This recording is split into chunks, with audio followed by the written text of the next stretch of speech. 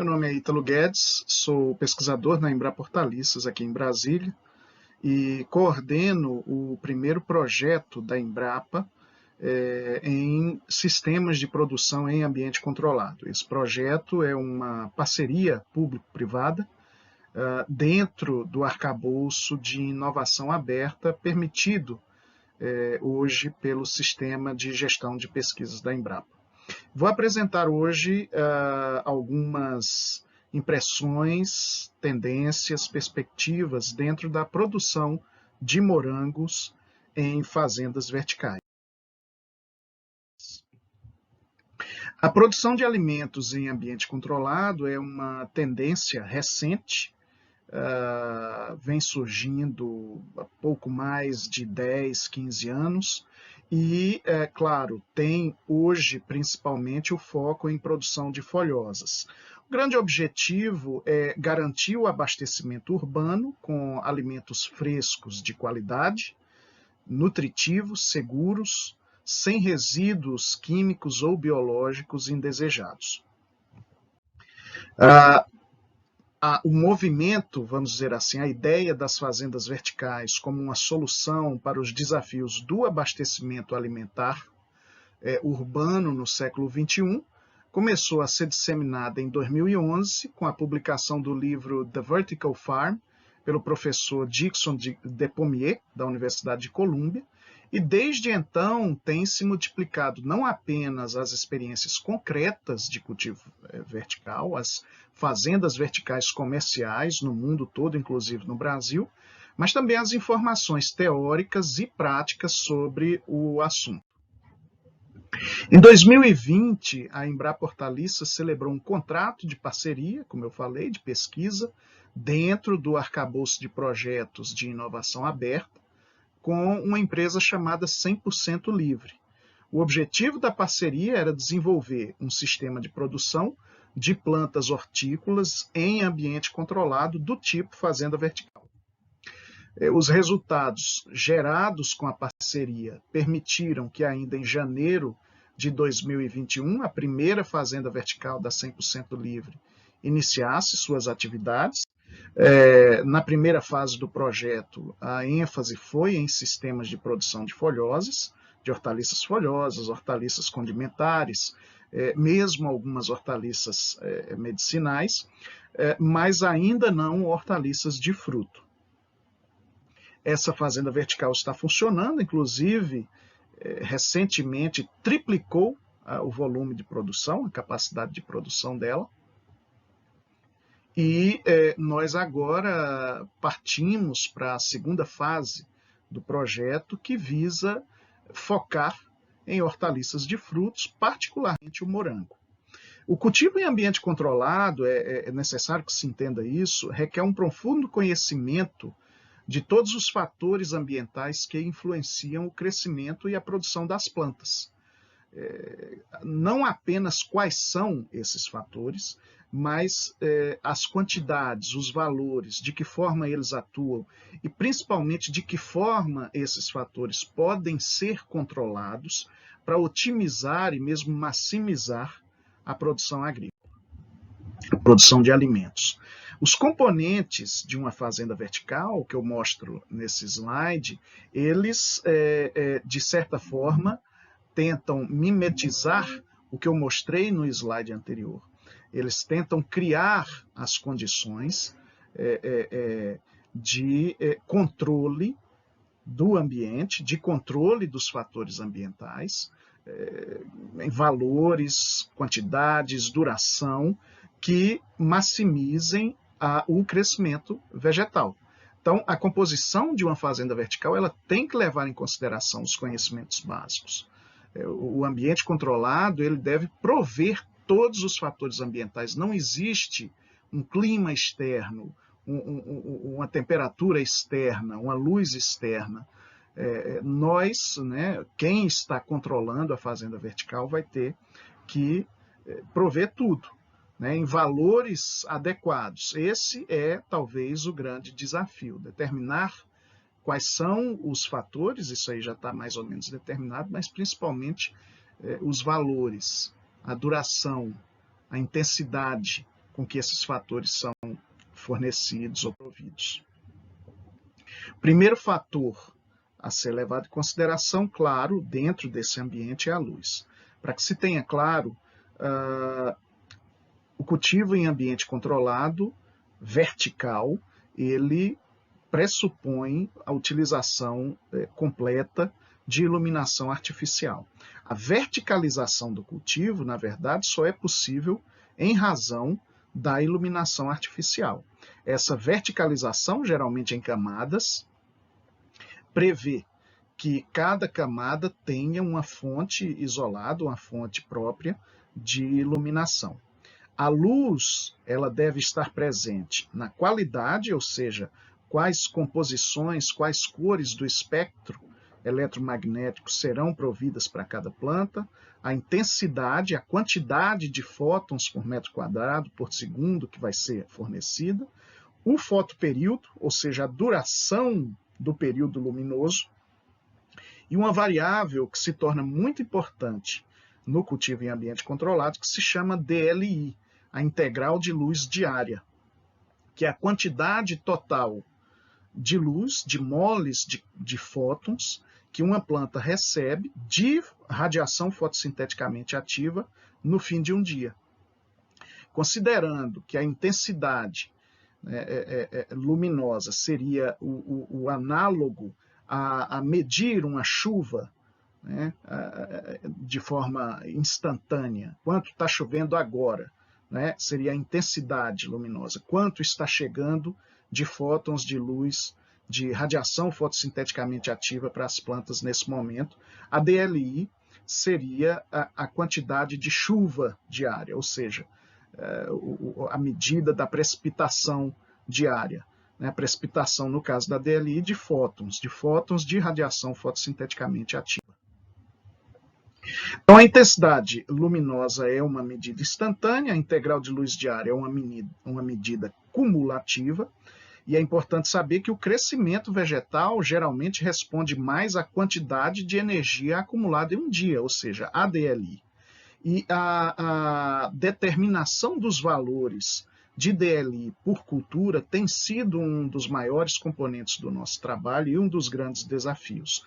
Um problema com as hortaliças de fruto em relação às hortaliças de folha é que as quantidades de luz necessárias para produção são relativamente maiores. Como a energia elétrica é necessária para a produção de luz, ou seja, a luz provida às plantas em uma fazenda vertical, ela utiliza energia elétrica, então é um desafio ainda maior a produção de hortaliças de fruto ou de pequenas fruteiras pelo grande gasto de energia. Então esse é um problema que nós teremos que lidar, com o qual nós teremos que lidar em termos de talvez melhoramento de plantas, talvez seleção. É possível que o próprio sistema de produção possa também minimizar de alguma forma essa necessidade de energia. Invariavelmente utilizam-se sistemas de produção sem solo dentro de fazendas verticais ou outros tipos de cultivo em ambiente controlado.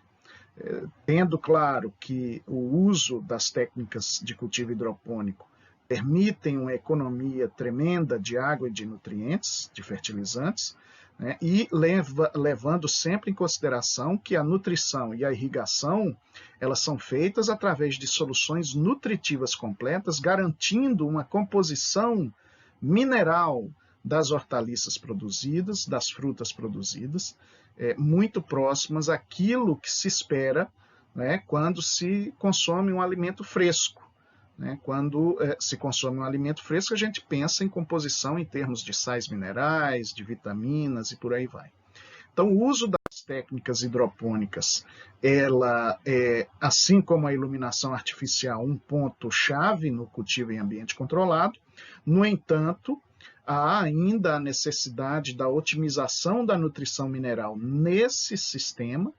E dentro dos sistemas hidropônicos, nós temos utilizado aeroponia, NFT, cultivo em substrato, e cada um tem apresentado especificidades que precisam ser ainda estudadas e otimizadas. Alguns fatores são importantes, por exemplo, o vento, em geral, quando a gente pensa, né, em cultivo em ambiente controlado, é muito comum pensar-se na luz, pensar-se na temperatura, mesmo na umidade relativa do ar, mas o vento é extremamente importante, o vento tem uma influência no próprio crescimento, na resistência das folhas à queda. O vento ele é muito importante na nutrição de alguns elementos, os elementos cuja absorção é passiva, cuja absorção é via fluxo de massa, como cálcio ou boro, por exemplo. Sem a retirada do excesso de umidade sobre as folhas pelo fornecimento, vamos dizer assim, de uma massa de ar, existe, sem dúvida nenhuma, problemas nutricionais ocorrem muito rápido. A umidade relativa, ela é importante em termos de garantir a hidratação adequada, principalmente das folhas, claro, mas também em termos de controle, por assim dizer, da ocorrência de doenças, principalmente doenças fúngicas. Então, é necessário controlar a umidade, como são sistemas hidropônicos e aeropônicos, existe um aumento na umidade relativa do ar dentro desses ambientes de forma muito rápida, e essa umidade tem que ser controlada.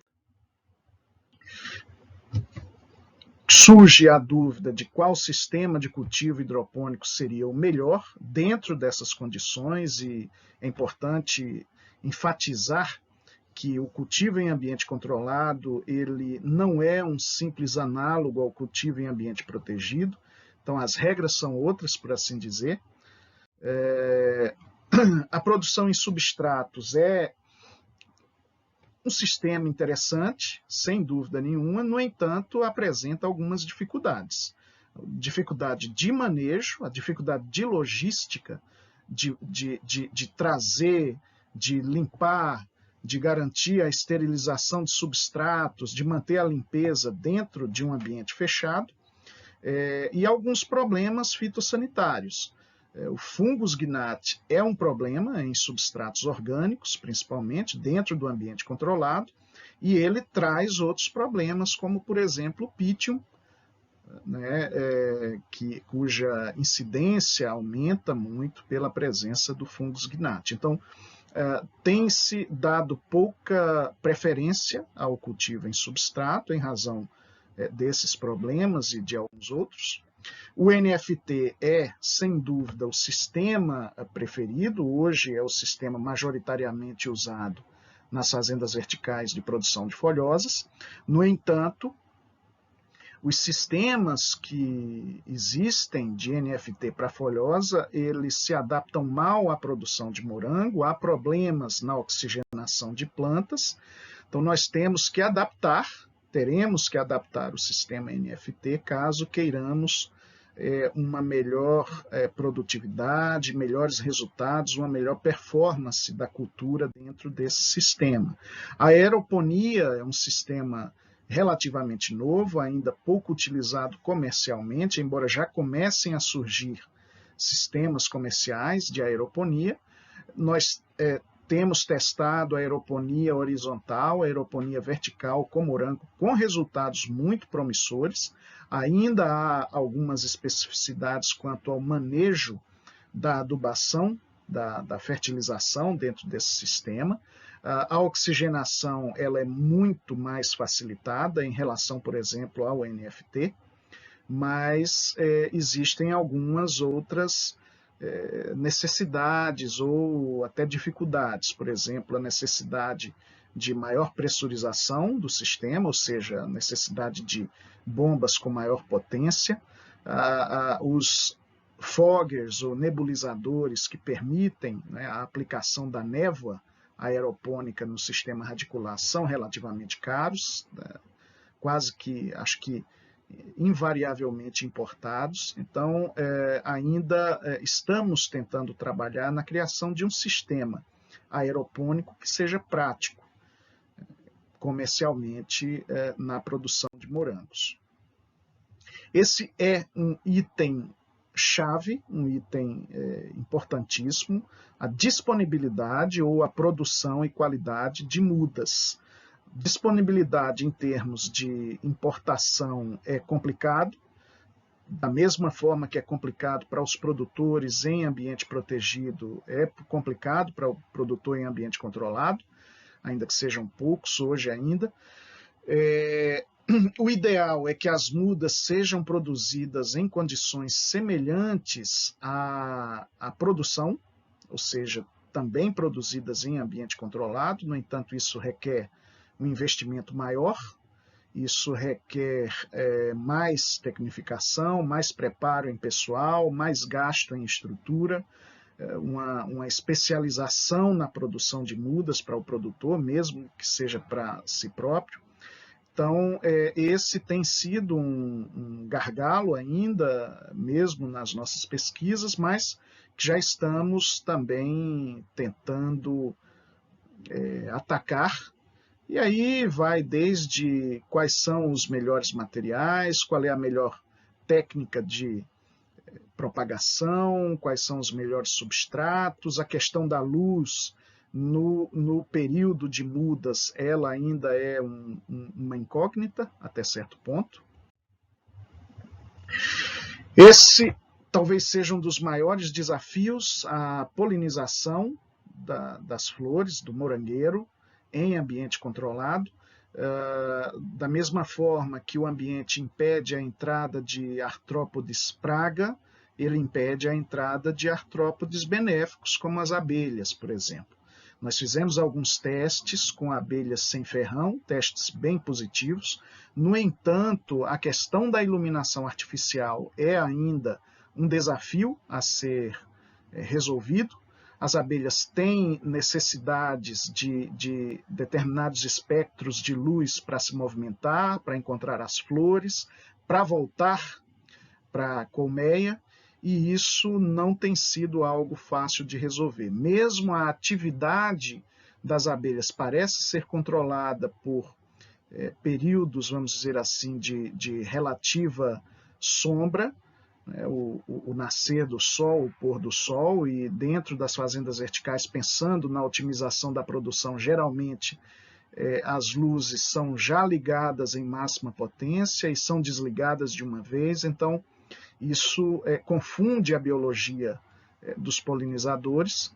A saída inicial talvez seja algum tipo de polinização mecânica. Nós temos trabalhado com algumas possibilidades, mas não há, claro, ainda o mesmo resultado que a polinização natural tem.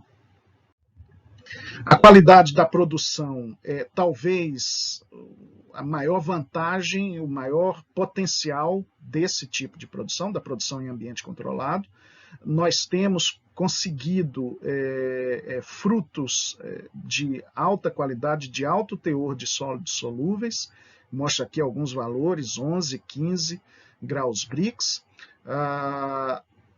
Temos testado materiais, né? Agora o projeto, vamos dizer assim, foi ampliado com uma segunda parceria que está sendo celebrada entre o Programa de Melhoramento de Morango da Embrapa Clima Temperado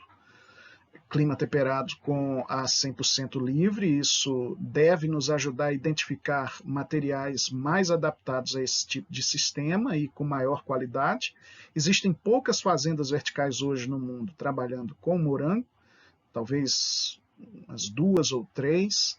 Né? Coreia do Sul tem trabalhado bastante com morango em ambiente controlado. Nos Estados Unidos há uma fazenda específica para a produção de morango em Nova York. Nós começamos a trabalhar de forma muito séria agora com esse assunto e os resultados que existem já são bastante promissores e nós acreditamos que em no máximo 1 ou 2 anos nós deveremos estar aí com um sistema de produção de morango já bem estabelecido, garantindo uma produção de alta qualidade ao longo do ano, com morangos saborosos, saudáveis, sem carga, sem resíduos químicos ou biológicos de qualquer natureza. É um desafio ainda, temos muita coisa a fazer, já andamos alguma coisa, temos certeza que também nessa tecnologia de produção de alimentos, o Brasil vai ser pioneiro e vai sobressair nos próximos anos. Obrigado pela atenção.